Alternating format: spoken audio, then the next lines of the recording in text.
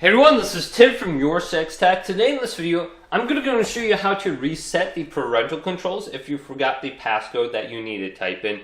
And this is actually really easy to do.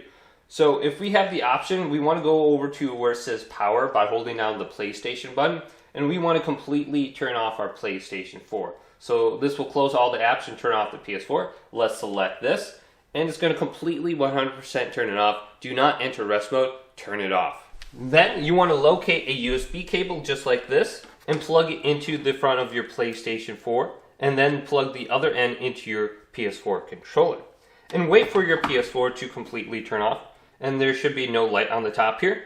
Then hold down the power button. You will hear one beep initially, and then about 15 seconds later you should hear another beep. Then you can let go, so we should hear another beep. Let go to the PlayStation 4, then go to the PS4 controller, and then press the PlayStation button when the safe mode launches on your screen.